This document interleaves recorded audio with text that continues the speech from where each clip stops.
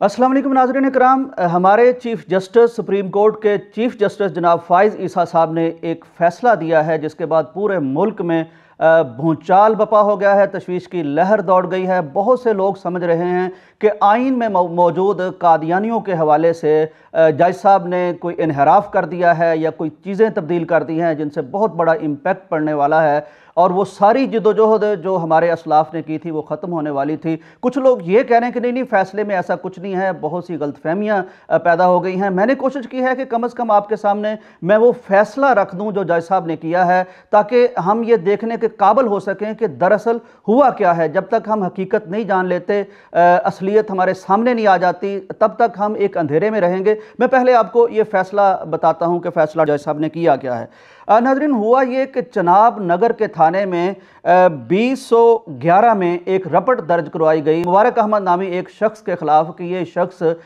आईने पाकिस्तान के तहत एक ममनुआ किताब तफसीर कबीर वो बांट रहा है, ज़ाहिर छाप के बांट रहा है, तो ये जुर्म है। ये मुकदमा दर्ज करवा दिया गया। अब इस पर आगे चल के सेशन कोर्ट में इसकी सज़ा सुनाई गई।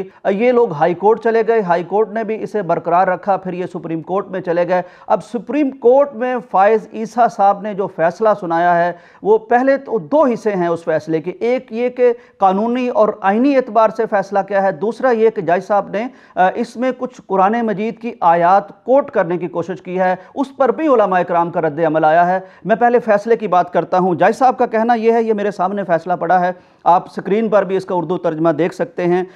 जज साहब कहते हैं कि इल्ज़ाम ये लगाया गया है कि तफसीर सगीर नामी ममनुआ किताब जो है वो बांटी गई है 2019 में और यही यानी FIR में दर्ज है, और जो सज़ा दी गई है वो उस कानून के तहत दी गई है जो 2021 में बना। जज साहब का कहना यह है कि हमारे कानून में लिखा है कि जो जुर्म किसी कानून बनने से पहले होता है उसको बाद वाले कानून के तहत जुर्म करार नहीं दिया जा सकता, सज़ा नहीं दी जा सकती। एक आईनी पहलू जज साहब ने ये बयान किया है।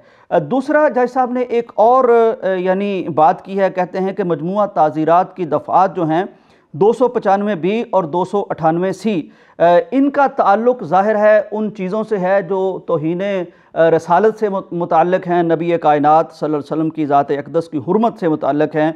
तो जज साहब कहते हैं कि इनको भी इल्ज़ाम में शामिल कर दिया गया है। अब यहाँ जज साहब का कहना यह है कि एक तो FIR में इन दफ़ात का जिक्र नहीं है, इन जराइम का जिक्र नहीं है, चुनांचे ये बाद में अदालत ने अपनी तरफ से लगा दी गई हैं। जज साहब ने वहाँ कहा कि FIR पढ़ी जाए, FIR पढ़ी गई।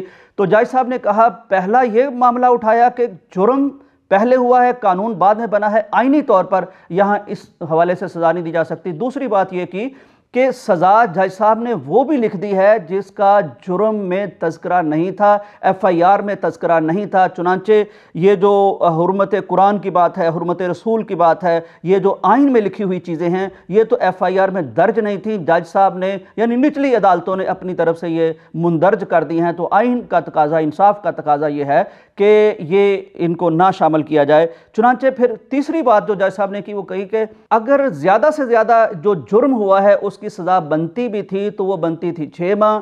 ये शख्स 6 माह से पहले ही ज़्यादा सज़ा काट चुका है, लिहाजा आइनी तौर पर, टेक्निकली, कानूनी तौर पर, किसी तौर पर इसको मज़ीद सज़ा नहीं दी जा सकती। जो जुर्म है जो FIR में दर्ज है और जितनी ये सज़ा काट चुका है उसके बाद इसकी अपील मंजूर की जाती है। इसे कुछ पैसे लेकर 5000 रुपये के मचल के जमा करवाने पर इसको बेल दी जाती है, ज़मानत दे दी गई। ये था एक पार्ट। लेकिन जज साहब ने यानी आइन से हटकर भी कुछ बातें की, वो उलमा इकराम उस पर ज़ाहिर बात कर रहे हैं, ये बड़ा रद्द अमल दे रहे हैं। मसलन जज साहब ने एक बात की कि कुरान मजीद में है ला इकराहा फिद्दीन, दीन में कोई जबर नहीं है, तो लिहाजा इससे भी यानी कि इस्तेंबात करते हुए जज साहब ने कहा कि ये हम इनको नाजायज़ तंग कर रहे हैं। उलमा इकराम का कहना है कि जज साहब का जो मैंडेट है आइनी तौर पर जो उन्हें बात करनी चाहिए उन्हें वो तो करनी चाहिए, लेकिन कुरान मजीद की आयात की तफसीर, तशरीह ये उलमा इकराम बेहतर समझते हैं और वो करार देते हैं कि ये जज साहब इसकी जो तफसीर बयान करना चाहते हैं वो दुरुस्त नहीं है। क्योंकि ला इकराहा फिद्दीन का मतलब ये नहीं है कि जो शख्स दीन से चाहे चला जाए, ये नहीं है। इसका मतलब यह है कि आप किसी पर जबर करके उसको मुसलमान नहीं कर सकते, ये इसका मतलब है। जहां तक ये बात है कि कोई दीन से चला जाए तो हमारा दीन इसको गद्दारी करार देता है, वो इसको गवारा नहीं करता। चुनांचे दुनिया भर में गद्दारों के लिए जो सजा रखी गई है वही हमारे दीन ने रखी है।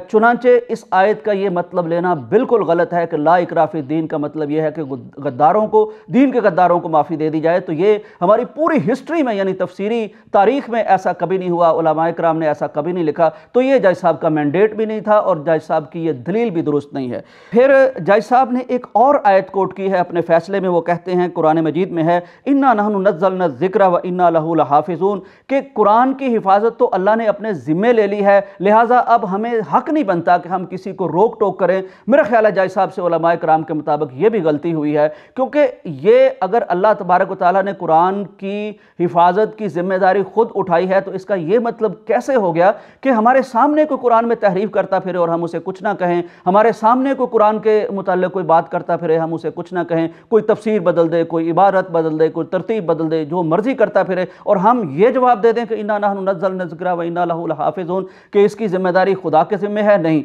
मेरा ख्याल है ये बात भी दुरुस्त नहीं है। नाज़रीन, जज साहब ने एक बात और ये की है कि हमारा आइन हर शख्स को मजहबी आज़ादी देता है। यहाँ जाहिर है कि आइन की दो शिक्के मेरा ख्याल मिला के देखनी चाहिए। इस पर ज़्यादा बेहतर बात तो आइनी माहिरीन कर सकते हैं, लेकिन जो बादी नज़र में एक आम शख्स समझ सकता है कॉमन सेंस से, वो ये है कि बिल्कुल आज़ादी हर शख्स को हासिल है, लेकिन ये कानून की एक शिक है, कानून की या आइन की एक और शिक भी है जो कहती है कि यहाँ नबी कायनात के ख़िलाफ़, कुरान मजीद के ख़िलाफ़ कोई ऐसी बात नहीं की जा सकती। इसका मतलब है कि मजहबी आज़ादी भी लिमिट करती है किसी न किसी जगह पे आके, वो शुतर बेमहार आज़ादी नहीं है। और जब तक ये दोनों आइन की शिक्कें मिलाई नहीं जाती तब तक एक इबहाम पैदा होता है, जो जज साहब के इस फैसले से भी सामने आया है। यानी अब एक फरीक कहता है कि आप एक शिक लेके क्या सबको ये इजाज़त दे देते हैं कि वो जो मर्जी करते फिरे मज़हब के नाम पर? ऐसा नहीं है,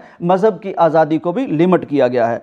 नाज़रीन इकराम, ये इस वक्त मामला दरपेश है। मेरा ख्याल ये है कि जज साहब अगर अपने आइनी फैसले तक महदूद रहते, जैसा कि उनका मैंडेट था, और ख़ुद उन्होंने भी कहा है कि यह बहुत हसास और जज्बात से ताल्लुक़ रखने वाला मामला है, इससे ज़्यादा यानी मुसलमानों के लिए कोई कीमती चीज़, कोई मता नहीं है। वो इस हुर्मत के नाम पर, दीन की हुर्मत के नाम पर, नबी की हुर्मत के नाम पर, कुरान की हुर्मत के नाम पर वो सब कुछ कुर्बान कर देने को तैयार बैठे होते हैं। हम जैसे भी मुसलमान हों, हम बेअमल मुसलमान हो सकते हैं, हम कमज़ोर मुसलमान हो सकते हैं, हम ईमानी एतबार से कमज़ोर हो सकते हैं, लेकिन अमलन हमारी तारीख़ यह साबित करती है कि जब भी मोहम्मद करीम सल्लल्लाहु अलैहि वसल्लम की हुर्मत का मामला आता है, कुरान की हुर्मत का मामला आता है, शायर इस्लामी की हुर्मत का मामला आता है, तो इस कौम को जज्बाती होने से कोई नहीं रोक सकता।